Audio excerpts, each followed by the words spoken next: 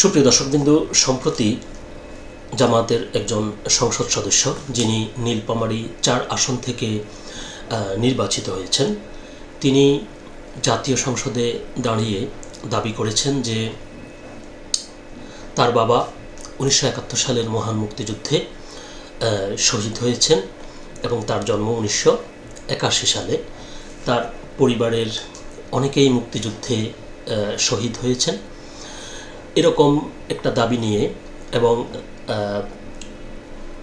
অযৌক্তিক তার এই দাবি নিয়ে যখন সামাজিক যোগাযোগ মাধ্যমে এটি নিয়ে ব্যাপক হাস্যরস হচ্ছে, আলোচনা সমালোচনা হচ্ছে, ঠিক সে সময় বাংলাদেশের অন্যতম দৈনিক পত্রিকা ইত্তেফাক পত্রিকায় একটি প্রতিবেদন প্রকাশিত হয়েছে যে সেই সংসদ সদস্যের দাবি করা যে তার বাবা মুক্তিযুদ্ধে শহীদ হয়েছেন তিনি আসলে বেঁচে আছেন।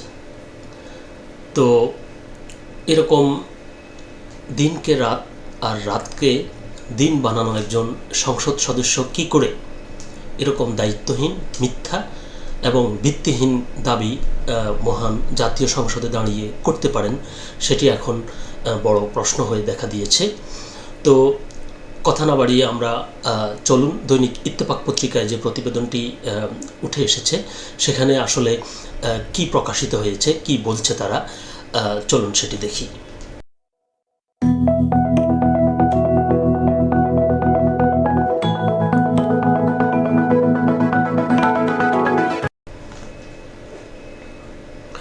বাবা মুক্তিযুদ্ধে শহীদ, জন্ম ১৯৮১ সালে বলে ভাইরাল সেই জামায়াত এমপির বাবা এখনও জীবিত। এটি হচ্ছে প্রতিবেদনটির শিরোনাম। বিস্তারিত বলছে যে জাতীয় সংসদে দাঁড়িয়ে নিজেকে মুক্তিযুদ্ধে শহীদের সন্তান দাবি করে তীব্র সমালোচনার মুখে পড়েছেন জামায়াত ইসলামীর সংসদ সদস্য এমপি আব্দুল মুনতাকিম। নির্বাচনী হলফনামা অনুযায়ী নীলফামারী ৪ সৈয়দপুর কিশোরগঞ্জ আসনের এই সংসদ সদস্যের জন্ম ১৯৮১ সালে, অর্থাৎ মুক্তিযুদ্ধের প্রায় ১০ বছর পর।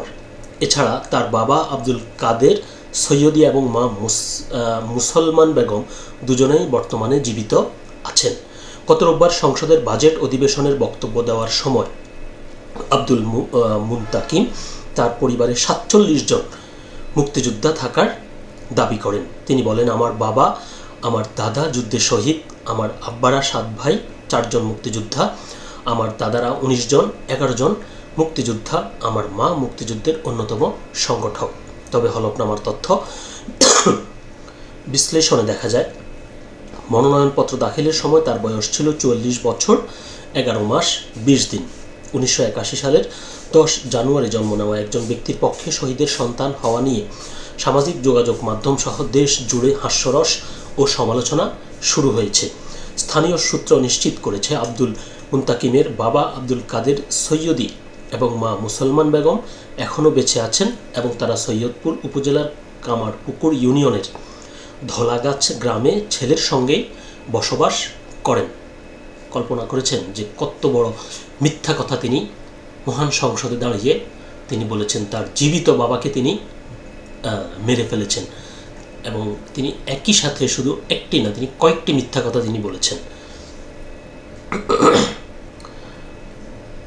রাজনীতিতে সক্রিয় হওয়ার আগে তিনি সৈয়দপুর আল ফারুক একাডেমিতে শিক্ষকতা করতেন। এই বিভ্রান্তিকর তথ্যের বিষয়ে জানতে চাইলে সংসদ সদস্য আব্দুল মুনতাকিম তার ভুল স্বীকার করেছেন। তিনি বলেন, সংসদে বক্তব্য দিতে গিয়ে অসাবধানতা বশত ভুল তথ্য ও শব্দ উচ্চারিত হয়েছে। এই অনাকাঙ্ক্ষিত ভুলের জন্য আমি আন্তরিকভাবে দুঃখ প্রকাশ করছি। তিনি আরও জানান, সংসদের রেকর্ড থেকে এই ভুল তথ্য সংশোধনের জন্য প্রয়োজনীয় দাপ্তরিক প্রক্রিয়া শুরু করেছেন। এদিকে সংসদ সদস্যের সহকর্মী ও সৈয়দপুর উপজেলা জামায়াতের নায়েবে আমির মোহাম্মদ শফিকুল ইসলাম বিষয়টিকে স্লিপ অব টাং বা মুখ ফসকে হওয়া ভুল হিসেবে অভিহিত করেছেন। তিনি জানান, সংসদ সদস্য নির্বাচনী এলাকায় ফিরে সংবাদকর্মীদের সামনে এ বিষয়ে স্পষ্ট ব্যাখ্যা দেবেন। উল্লেখ্য, আব্দুল মুনতাকিম ছোটবেলায় হাফেজ হওয়ার পাশাপাশি সাধারণ শিক্ষায় উচ্চতর ডিগ্রি অর্জন করেছেন। তবে দেশের সর্বোচ্চ আইনসভায় দাঁড়িয়ে নিজের পরিবার সম্পর্কে এমন বিভ্রান্তিকর তথ্য দেওয়ায় তার দায়িত্বশীলতা নিয়ে প্রশ্ন তুলেছেন সচেতন মহল। তো তিনি সংবাদ সম্মেলন করবেন বা সাংবাদিকদেরকে তিনি যে ব্যাখ্যাই তিনি দেন না কেন, এটি বলতে গেলে এক ধরনের ক্ষমাহীন অপরাধ তিনি করেছেন। কারণ তিনি যে তার অবস্থান কি, তিনি কে এবং তিনি কোথায় দাঁড়িয়ে কি বলছেন, এই হিতাহিত জ্ঞান যার ভেতরে নেই, আদৌ তিনি সংসদ সদস্য হওয়ার যোগ্যতা রাখেন কিনা সেটি এখন বড় প্রশ্ন। তিনি শুধুমাত্র তার এলাকার লোকদেরকে যে তিনি বোকা বানিয়েছেন তা না, তিনি সমগ্র দেশের মানুষকে তিনি বোকা বানিয়েছেন। এ ধরনের বিভ্রান্তিকর তথ্য, এটা কি কল্পনা করা যায়? আর যিনি বলছেন যে স্লিপ অফ টাং, এটা স্লিপ অফ টাং নয়, এটা হচ্ছে যে ওনাকে, আমার হিসেবে ওনাকে পানিশমেন্ট করা উচিত, এমনকি ওনার সংসদ সদস্য পদও বাতিল করা উচিত। যে তার জীবিত বাবাকে শুধুমাত্র তিনি মৃত দাবি করেই তিনি ক্ষান্ত হননি, তিনি তাকে মুক্তিযোদ্ধা বলেও, মুক্তিযুদ্ধে শহীদ হয়েছেন বলেও তিনি দাবি করেন। অর্থাৎ 1971 সালের মহান মুক্তিযুদ্ধকে মানে এই ব্যক্তি কতটা কি বলবো, মানে অপমান কিংবা খারাপ চোখে দেখে, কিংবা এটাকে কতটা মানে অসম্মানজনকভাবে তারা এটাকে দেখে, এবং তাদের এই দৃষ্টিভঙ্গি এই সংসদ সদস্যের এই আচরণের মধ্য দিয়ে প্রমাণিত হয়েছে। এবং আমার মতে জামাত ইসলামীর উচিত এই বিষয়টি নিয়ে ব্যাখ্যা দেওয়া এবং তার বিরুদ্ধে ব্যবস্থা গ্রহণ করা। সকলে ভালো থাকবেন, সুস্থ থাকবেন। আল্লাহ হাফেজ।